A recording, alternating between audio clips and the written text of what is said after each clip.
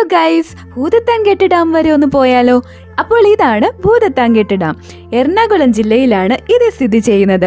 കോതമംഗലം ടൗണിൽ നിന്ന് ഇടമലയാർ തട്ടേക്കാട് പോകുന്ന റൂട്ടിൽ 10 കിലോമീറ്റർ സഞ്ചരിച്ചാൽ നമുക്കിവിടെ എത്തിച്ചേരാം. ഭൂതത്താൻകെട്ട് എന്ന പേരിലെ ആ പ്രശസ്തമായ ഐതിഹ്യം എന്താണെന്ന് അറിയാമോ? അത് ഇതാണ്. ഒരിക്കൽ ഭൂതങ്ങൾ ശിവക്ഷേത്രമായ തൃക്കാരിയൂർ അമ്പലം മുക്കിക്കളയാൻ പദ്ധതിയിട്ടു. രാത്രിയിൽ ശക്തിയാർജിക്കുന്ന ഭൂതങ്ങൾ പെരിയാർ നദിക്ക് കുറുകെ അണക്കെട്ട് നിർമ്മിച്ച് വെള്ളപ്പൊക്കമുണ്ടാക്കി പ്ലാൻ നടപ്പാക്കാനായിരുന്നു അവരുടെ ഉദ്ദേശം.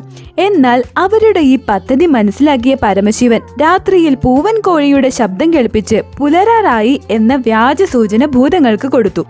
വെളിച്ചം വരാറായി എന്ന് ഭയന്ന ഭൂതങ്ങൾ ശ്രമം ഉപേക്ഷിച്ച് സ്ഥലം വിട്ടു. കാടിനുള്ളിലൂടെയുള്ള വഴി നടന്ന് നമുക്ക് ഭൂതങ്ങൾ ഉരുട്ടിയിട്ട് എന്ന് പറയപ്പെടുന്ന ആ വലിയ കല്ലുകൾ നദിക്ക് കുറുകെ കിടക്കുന്നത് കാണാനാകും. അതാണ് പഴയ ഭൂതത്താൻകെട്ട് ഡാം എന്ന് അറിയപ്പെടുന്നത്. ഫാമിലിയുടെ കൂടെ ഒരു വൈകുന്നേരം ചിലവഴിക്കാനായിരുന്നു ഞാൻ ഇവിടെ എത്തിയത്.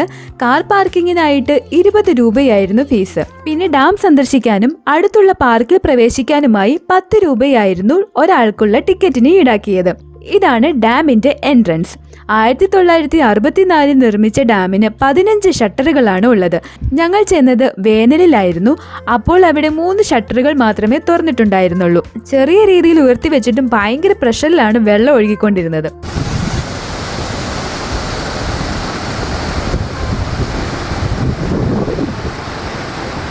ഈ ഡാമിന് പാരലായിട്ട് പുതിയതായി നിർമ്മിച്ച ഒരു പാലം കൂടെ കാണാം. ഇപ്പോൾ വാഹനങ്ങളെല്ലാം കടത്തിവിടുന്നത് ആ പുതിയ പാലത്തിലൂടെയാണ്. ഡാമിലൂടെ നടന്ന് കാണാനുള്ള സൗകര്യം മാത്രമാണ് ഇപ്പോൾ ഉള്ളത്. ഒത്തിരി ആളുകൾ ഈ വൈകുന്നേരം ഇതിലൂടെ നടക്കാൻ എത്തിയിട്ടുണ്ടായിരുന്നു. സൂര്യാസ്തമയമൊക്കെ കണ്ട് ഇതിലൂടെ നടക്കാൻ നല്ല രസമാണ് കേട്ടോ. ഇവിടെ നിന്ന് നോക്കിയാൽ അതിലൂടെ ബോട്ടൊക്കെ പോകുന്നത് കാണാം.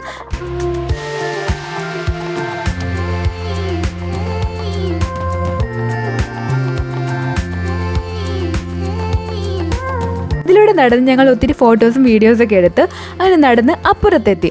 ഭൂതം നിർമ്മിച്ച് എന്ന് പറയപ്പെടുന്ന ആ പഴയ ഡാം കാണാനായിട്ട് കാട്ടിലൂടെ 1 കിലോമീറ്റർ നടക്കാനുണ്ട്. അവിടെ പോകാനുള്ള വഴിയാണ് ഈ കാണുന്നത്. അതിനായിട്ട് എക്സ്ട്രാ ടിക്കറ്റ് നമ്മൾ എടുക്കണം. മുതിർന്നവർക്ക് 50ഉം കുട്ടികൾക്ക് 10 രൂപയുടെ ടിക്കറ്റുമാണ് എടുക്കേണ്ടത്. ആന ഇറങ്ങുന്ന വഴിയായതിനാൽ അവിടെ സന്ദർശിക്കണം എന്നുള്ളവർ 4 മണിക്ക് മുന്നേ എത്തണം. 9 മണി മുതൽ 4 മണി വരെയാണ് ഇവിടേക്കുള്ള സന്ദർശനം അനുവദിച്ചിരിക്കുന്നത്. ഞങ്ങൾ എത്തിയപ്പോൾ 4 മണി കഴിഞ്ഞതിനാൽ അവിടെ പോകാൻ സാധിച്ചില്ല. പിന്നെ ആ വഴിക്കടുത്തുള്ള കടയിൽ കയറി ചായയും ഗോലി സോഡയും ഒക്കെ കഴിച്ചിരുന്നു. അത് കഴിഞ്ഞ് ഞങ്ങൾ അതേ പാലത്തിലൂടെ നടന്ന് ഇപ്പുറം എത്തി. പിന്നീട് ഞങ്ങൾ പോയത് അവിടുത്തെ പാർക്കിലായിരുന്നു. കുട്ടികൾക്ക് കളിക്കാൻ ഇഷ്ടം പോലെ ഐറ്റംസ് ആണ് അവിടെ ഉണ്ടായിരുന്നത്. ഒത്തിരി കുട്ടികൾ ഓടി നടന്ന് കളിച്ചുല്ലസിച്ച് നടക്കുന്നുണ്ടായിരുന്നു. ഞാനും നല്ല എക്സൈറ്റഡ് ആയിരുന്നു കേട്ടോ. ഊഞ്ഞാലിലും സീസോയിലും ഒക്കെ കയറി ഞങ്ങളും എൻജോയ് ചെയ്തു.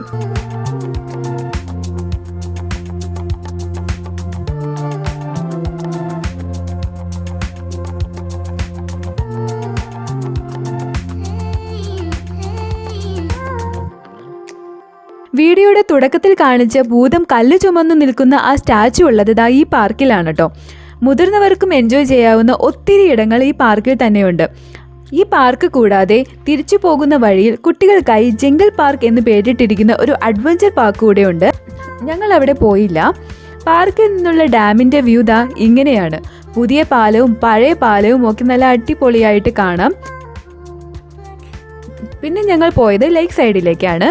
ഈവനിങ് വാക്കിന് പറ്റിയ ഒരു ആംബിയൻസ് ആണ് കേട്ടോ ഇവിടെ ഉള്ളത്. ഒരു വ്യൂ പോയിന്റ് ഇവിടെ നിർമ്മിച്ചിട്ടുണ്ട്. പക്ഷെ ഞങ്ങൾ ചെന്നപ്പോൾ അത് തുറന്നിട്ടുണ്ടായിരുന്നില്ല. തൽക്കാലത്തേക്ക് അത് അടച്ചു വെച്ചിരിക്കുകയാണ്.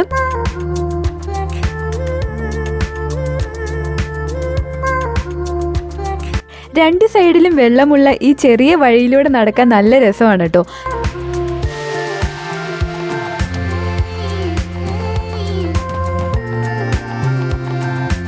ഞങ്ങൾ അവിടെ എത്തിയപ്പോൾ പാട്ടും ബഹളവുമായി ഒരു ബോട്ട് സവാരി കഴിഞ്ഞ് തിരിച്ചു വരുന്നുണ്ടായിരുന്നു.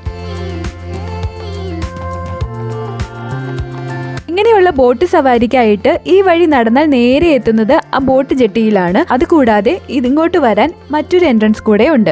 ഇങ്ങനെയുള്ള ബോട്ട് സവാരി കൂടാതെ കയാക്കിംഗ്, പെഡൽ ബോട്ടിംഗ് സൗകര്യം കൂടി ഇവിടെ ഉണ്ട് കേട്ടോ. നല്ലൊരു ട്രീ ഹൗസ് ഇവിടെ കാണാം. പക്ഷെ അവിടെയുള്ള എൻട്രിയും അപ്പോൾ ഉണ്ടായിരുന്നില്ല.